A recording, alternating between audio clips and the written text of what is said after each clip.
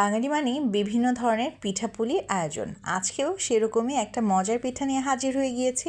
আজকে আপনাদের সঙ্গে ভীষণ মজার তালের বড়ার রেসিপি শেয়ার করতে যাচ্ছি।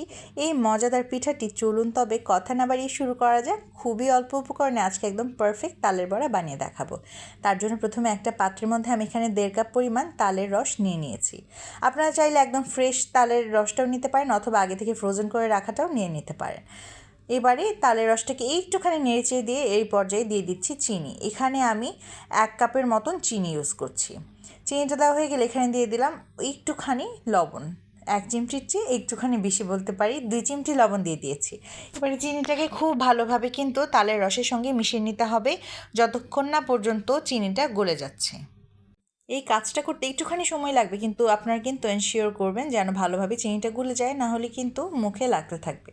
এই যে আমার চিনিও মোটামুটি গলে গিয়েছে, দেখতেই পাচ্ছেন একদম গলে গিয়েছে। এই পর্যায়ে আমি এখানে দিয়ে দিচ্ছি 1 কাপ পরিমাণ চালের গুঁড়ি। চালের গুঁড়িটা দেওয়া হয়ে গেলে এই পিঠাটাকে নরম বানানোর জন্য এখানে অ্যাড করছি ময়দা। এখানে 1.25 কাপের মতন ময়দা আমি ইউজ করছি। আপনারা যদি আমার যে মেজারমেন্টটা দিলাম সেটা ঠিকভাবে ফলো করে বানাতে পারেন তবেই কিন্তু একটা পারফেক্ট ব্যাটার হবে আর একদম পারফেক্ট পিঠা হবে। ভালোভাবে এবারে সব কিছুকে আস্তে আস্তে করে মিশিয়ে নিতে হবে। আমি এখানে একটা হুইস্ক ব্যবহার করছি, হ্যান্ড হুইস্কের সাহায্যে ইজিলি এটা মিশে যাবে। একটুখানি সময় নিয়ে মিশাবেন যেন কোনো ধরনের লাম্পস না থাকে আর ভালোভাবে হয়ে যায়। এই পিঠাটাতে কিন্তু আমি কোনো ধরনের পানি ইউজ করিনি, আপনারা ভালোভাবে খেয়াল করলে দেখতে পারবেন। ভালোভাবে কিছুক্ষণ সময় নিয়ে হুইস্ক দিয়ে নাড়িয়ে নিলেই কিন্তু দেখতে পারবেন একটা সুন্দর কনসিস্টেন্সি হয়ে গিয়েছে। যখন দেখবেন ভালোভাবে এরকম একটা কনসিস্টেন্সি চলে এসেছে, তখনই বুঝতে হবে যে আপনার ব্যাটারটা বা আপনার কনসিস্টেন্সিটা একদম পারফেক্ট। ভালোভাবে কিছুক্ষণ এভাবে করে নেওয়ার পর আমি এটাকে আধা ঘন্টার জন্য রেস্টে রেখে দেবো যেন চিনির যে অতিরিক্ত পানিটা আছে সেটা বের হয়ে একটা পারফেক্ট ব্যাটার হয়ে থাকে। এবারে একটা প্যানের মধ্যে দিয়ে দিলাম বেশ খানিকটা তেল, আর তেলটা গরম হয়ে আসলে এই পর্যায়ে দিয়ে দিতে হবে পিঠার ব্যাটারগুলো। এভাবে হাতের সাহায্যে কিন্তু একটুখানি আস্তে আস্তে করে দিয়ে দিবেন যেন গোল গোল শেপ হয়। আপনারা খেয়াল করলে বুঝতে পারবেন আমি কিভাবে দিচ্ছি, খুব ইজি ওয়েতে দিচ্ছি আর আমি একদম নর্মাল রেখেছি যেন আপনারা বুঝতে পারেন যে কিভাবে এই পিঠাগুলো আমি দিয়েছি।